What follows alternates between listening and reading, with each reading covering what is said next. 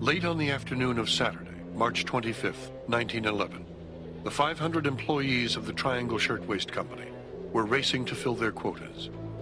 Teenage girls, for the most part, eager to finish up, collect their pay, and plunge into the mild spring evening.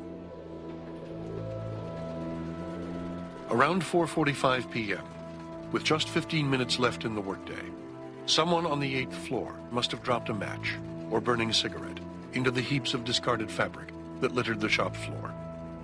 Within seconds, the combustible litter of cloth and tissue paper had burst into flames, and before anyone could stop it, the fire began to spread with startling speed from one stack of fabric to another, as cries of panic went out and terrified workers scrambled for the exits.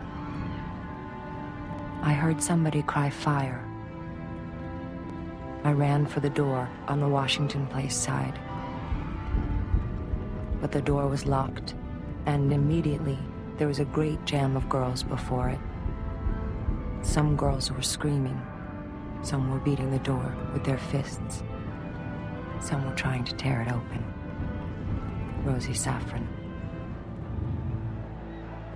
Most workers on the 10th floor managed to escape, helped to safety across an adjoining rooftop by students from New York University. Hundreds more made it down by elevator, 30 people at a time, jammed into cars meant to hold half that number. But by 4:55, the searing heat had forced the last of the elevators out of service. And with the fire now spreading from the 8th floor to the 9th, nearly 200 women remained trapped in the building with no means of escape.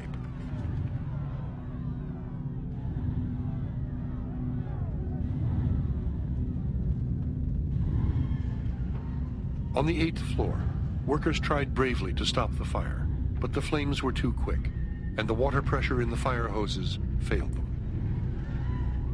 As the searing heat and smoke intensified, the factory floor became an incinerator. And as bodies piled up in front of the locked main exit, those who still could raced for a fire escape on the far western end of the building. Fewer than 20 women managed to get out before the rusted metal supports gave way, sending several workers plunging to their death and cutting off the last means of escape for all the others. With a wall of fire advancing on them, the terrified women moved to the open windows.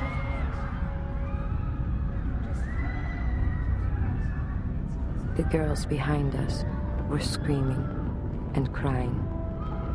Several of them, as the flames crept closer, ran into the smoke, and we heard them scream as the flames cut their clothes.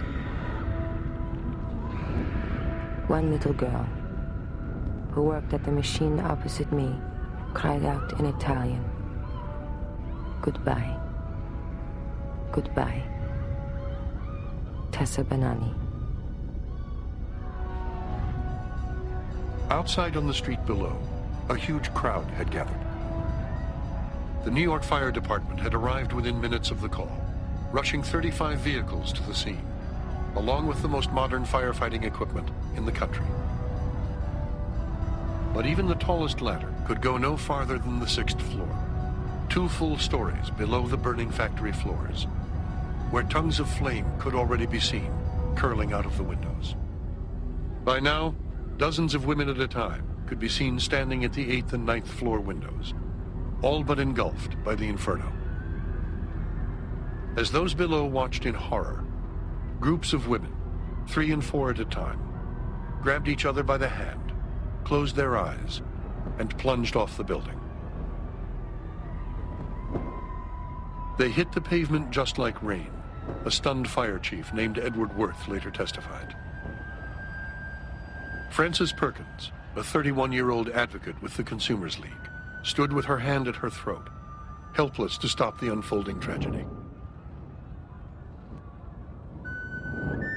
The nets were broken. The firemen kept shouting for them not to jump. But they had no choice. The flames were right behind them. For by this time, the fire was far gone. Francis Perkins. By 5:15, the scene on the street was a bedlam, as thousands of workers poured out of nearby factories and pressed against the barricades. Fire engine horses reared at the strong smell of blood, while police tried without success to control the crowd. The floods of water from the fireman's hose that ran into the gutter were actually stained red with blood.